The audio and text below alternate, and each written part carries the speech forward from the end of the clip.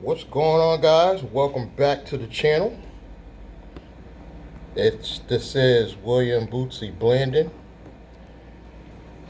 entrepreneur, uh, YouTuber, influencer, self-proclaimed corporate hustler. I don't like this angle because I look fat, but we're gonna go with it. Um, Everything's going good still. For those of you that have been following, I'm in a good position right now. Honestly, I just can't 100% focus. I'll be honest with you guys because I'm about to be a grandfather. I've told you in past videos, like literally anytime now, between now and next possible 2 weeks. So I'm trying to stay focused on what we're doing with the business, but it's a good feeling to know that I have funds in the bank. I'm not bragging, I'm just being honest. Um, Thanks to the SBA funding, it's a good feeling to know I have money in the bank where I really don't have to stress out. I'm not gonna lie to y'all, it's a good feeling. I can get up every day, not stressed out anymore for now. I'll be stressed out again if I don't make some moves with the business end, but we're gonna get into that in a minute. But I'm really calm because I have some reserves now. Even though there's debt on my reserves, there's debt because I got one EIDL loan and I got a couple grants. So you can look at it about half of it that I got liquid cash. We'll consider half of it grant, half of the loan. So some debt on it. Um, I'm not bragging. I'm just giving you rough numbers. I still got about 40K liquid cash in my personal account. And yes, it's probably the most money I've had my entire life. I'll keep it real with y'all. Because if you watch my channel, you saw I was poor, I was struggling. 40K in my personal account. This is actually the most cash I've had, um, my entire life. Cash in my personal, the only time. And there's some debt on it, but the new guidelines actually give us 2 full years at the lowest interest rate to pay this money back. So it's safe to say that this pandemic has actually saved me in a lot of ways. Because this is funds I wouldn't have got it. My score was too low, guys. I had tanked my score from previous business. Not like I said, I haven't made mistakes. I made some mistakes. This is my comeback. So I had corporate credit and everything screwed up. And now this is my comeback. So some of that bullshit that Rich Wayne be saying, that you can keep doing this even if you make a mistake, he's right. You can actually make a mistake. I'm not suggesting you try to make a mistake. I wasn't trying to make a mistake. There's just a lot of things happened. My grandmother died. There was some volatility going on in my life with my personal family. But we are on a path to possibly get rich this time around. For the first time in my life, I might actually be the person to build a legacy for my family. Thanks through SBA funding, thanks to a pandemic, because I was an Uber driver in 2019. I was grinding, guys. I ain't gonna lie. I was grinding because that was the one thing. It wasn't like work in retail. It wasn't as bad as work because I enjoyed doing it. Like maybe out of a month I might get one bad day. Most of the people were friendly. I had great conversations. It changed me in a lot of ways because I was an introvert. Anybody that knows me, comment below if you personally know me. Like I was the most shy dude on this planet, on this entire planet. I was the shyest dude. Being an Uber driver forced me to communicate and talk to people, and I actually enjoyed it. Towards the end, it was my fault to get out of it, actually, because I was so high towards the end, guys. I'm gonna keep it real with you. I was smoking so much weed during the day. I was like, I can't even do it. You know, but that even worked out because I ended my Uber career in 2020, like in the middle of the year. So the SBA want to see a decline in sales to get this government funded. So I ain't gonna lie, it kind of worked out perfectly. That the decline in my Uber profits, and then I really filed my taxes as an Uber driver. I was smart to do that. A lot of you guys don't claim taxes on your Uber stuff at all. I claimed taxes, got so many write-offs that it wiped out what I would have owed. You know, thanks to my shady Liberty Tax guy. And we didn't really do anything illegal. It's just that, how you fudge the numbers a little bit with how much you use on gas. And, if you want to say shady because he, tweaked the numbers a little bit. But there really was write-offs, obviously, being an Uber driver. You're spending a lot on gas, um, little things here and there. But I ended in this pandemic in 2020. Been grinding ever since, y'all. I stayed stuck up in my room and created a holding company course. Granted, some of you might not say it's that great, but it's really just to get you on the phone. It's really just a product design to get you guys on the phone with me. And I apologize for one or two of you that will buy the holding company course. Number one, stop giving fake emails. Put your number in. When you purchase the course, put your number in, and then I could call you back, because a lot of you can't, like, once you buy the course, you're like, yo, you never called me. I don't have your number. You got to email me your number, willblanding@gmail. Blanding spelled BLANDING @gmail. And give me your number, best time to call you, and I'll call you. Now back to what we were saying. Yeah, so I was able to pull all this off with only reporting the Uber stuff. And I really filed my taxes for 18 and 19 for the Uber stuff. So now I have a situation now where I could go back to Uber and actually bring on a driver. I could literally go hire somebody because I'm in a position about to get a car, have them drive my car and just do Uber and Lyft. Which, for me to do that, I'm gonna have to qualify the driver. Like, you're gonna have to be like the best friggin' driver, to be taking my ride. You know what I mean? But I'm just giving you examples of how you can create a real business for yourself. Now, if you are driving for Uber, Lyft, DoorDash, Postmates, any of those gig economy jobs, keep doing it. But set up a LLC. Don't go corp like me because it's a little bit more expensive. Just set up a basic LLC. If you need help with that, contact me. Get the course, and then I'll get on the phone with you and we'll talk for a whole hour. The links are below for the course. We'll talk for a whole hour. But on strategy, whatever you want to talk about, you set up an LLC. Guys, this is really powerful. Set up an LLC. Put all your Uber, have your Uber and Lyft money go right to your LLC. Don't have it go to one of your debit cards or none of that. Have it go to your LLC. Trust me, you're going to have enough write-offs where you don't have to owe tax unless you want to show you owe tax. By doing that, you're able to start building corporate credit just on that activity. Banks just want to see cash going in the bank. I'll give you an example. I probably made about $34,000 on just Uber, guys. I was doing Uber and Lyft, but on just Uber, I made about $34,000. But I didn't have it going through a LLC. This is why I'm trying to tell you guys to do it. Had I had that done, I would have already qualified so much corporate credit. I could have done so much down the line.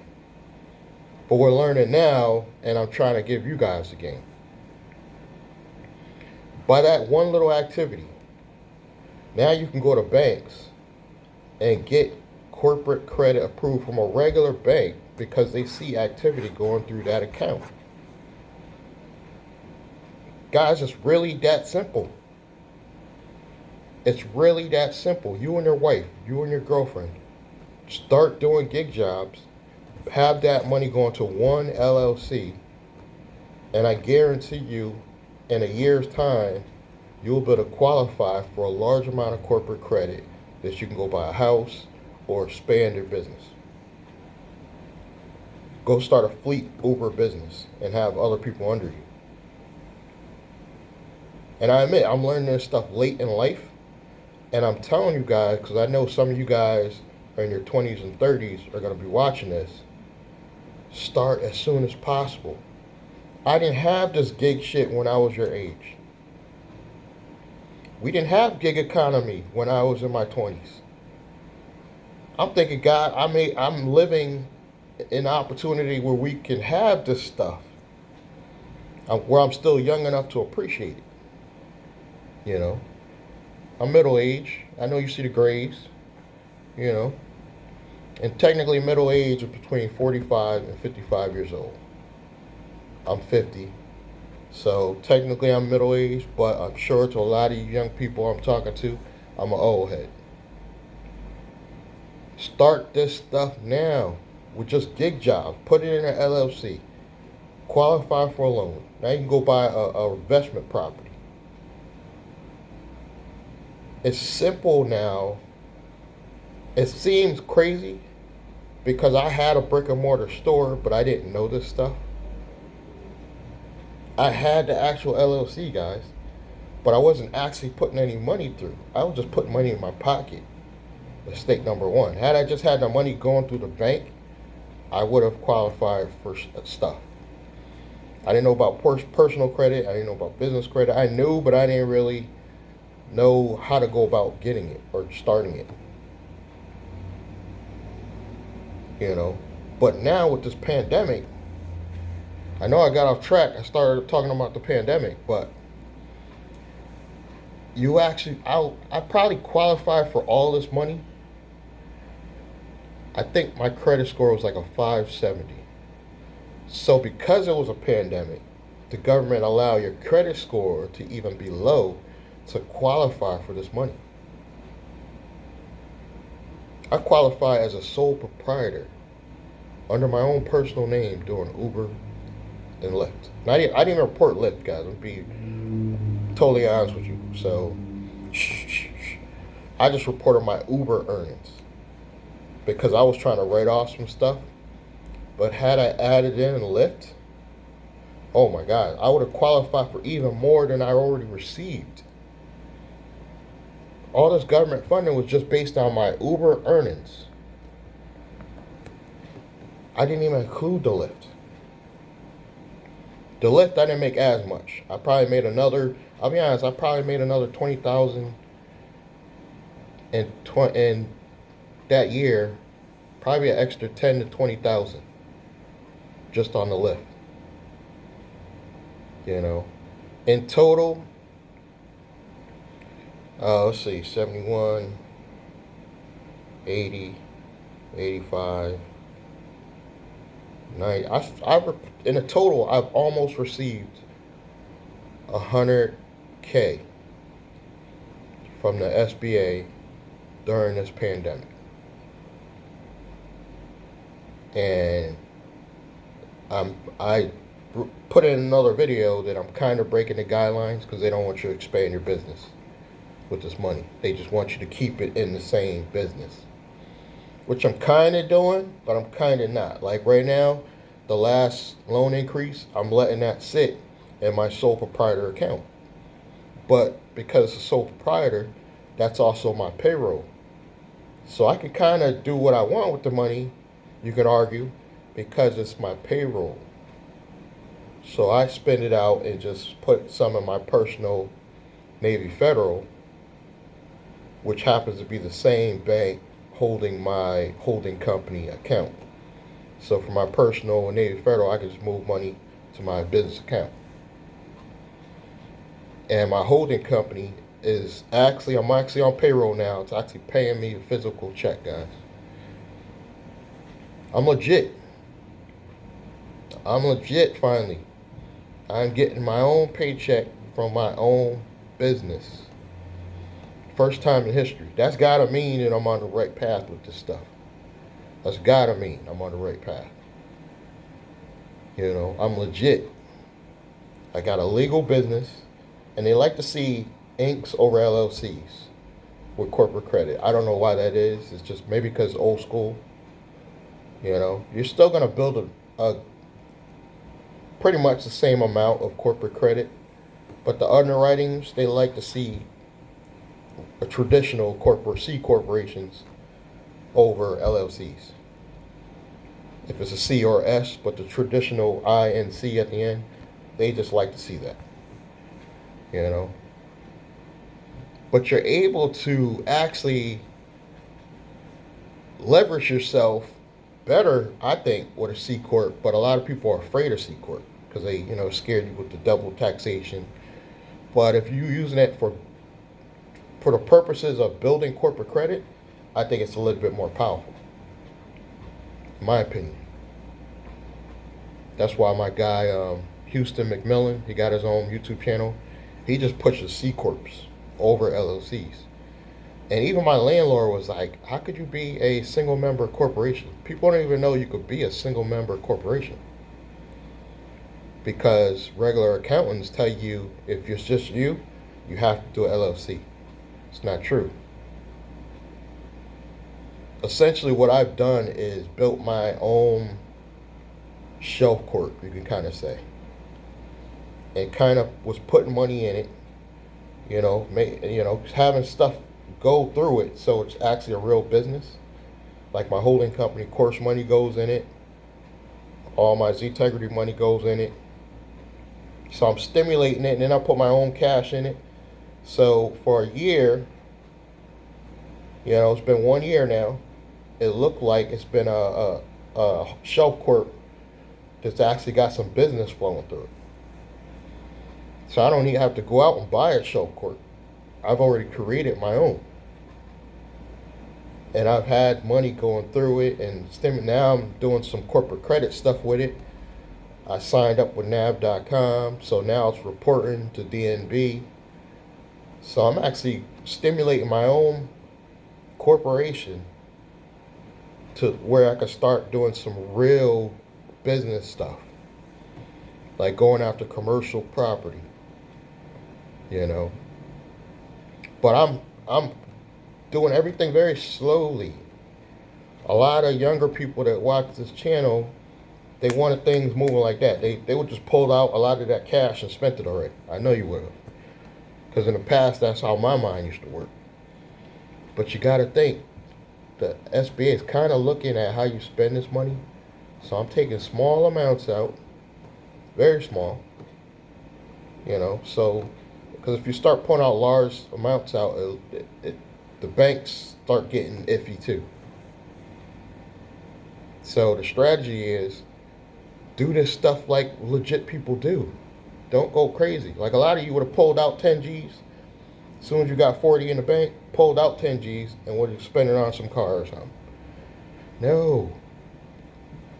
Make everything look like you would normally do if you didn't have a lot of money. So I'm actually going to finance a car, eventually buy the rest of my cars under my new LLC that I'm forming that's going to eventually turn into my S Corp.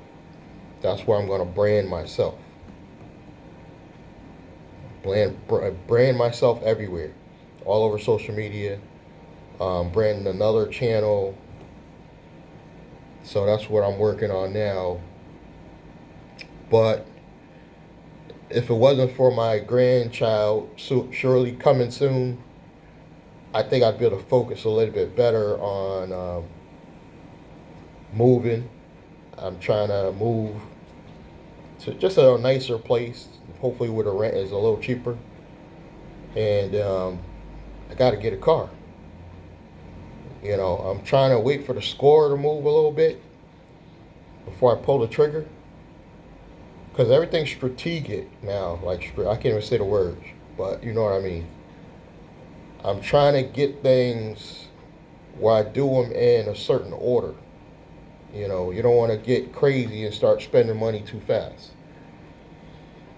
Um, right now, I'm thinking, should I pull the trigger on Navy Federal on the personal side? And I'm thinking of doing that. Go through the pre-approval, see what cars I qualify for. And then I'm trying to decide if I should go with this other this company that fixes your credit, but then they offer you trade lines and stuff later. I don't want to say the name just in case I promote them later. So I got a lot going on, but I'm out here, I'm grinding, continue hustling, get my course. We get on the phone, talk about strategy. But when you get the course, and then email me. We'll do that. Because a lot of you, I can't get a hold of you. Why are you so hard to get a hold of? I'm sorry. I can't just, you know what I'm saying? I am doing stuff. I got a life. Y'all just act like I just sit around and wait for y'all to call me. Yeah. I got a life. Relax. Get the course. And then go to my email. Email me. Will, I just got the course. Don't be trying to fraud me if you didn't. Because I'm going to check. I'm going to check the portal if I can see your name.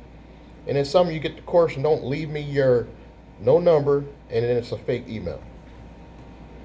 Y'all scared I'm going to email you. Oh, Will's going to email me. Come on, guys. Just help me out a little bit. Get the course. The link's below. If you want to know what website to go to, it's williamblanding.com. It's just that simple. williamblanding.com. It's an intro video on there. It goes into what I suspect a good holding company will cost to set up with the lawyers. But we can negotiate that down. We got some other methods we could do it for much less.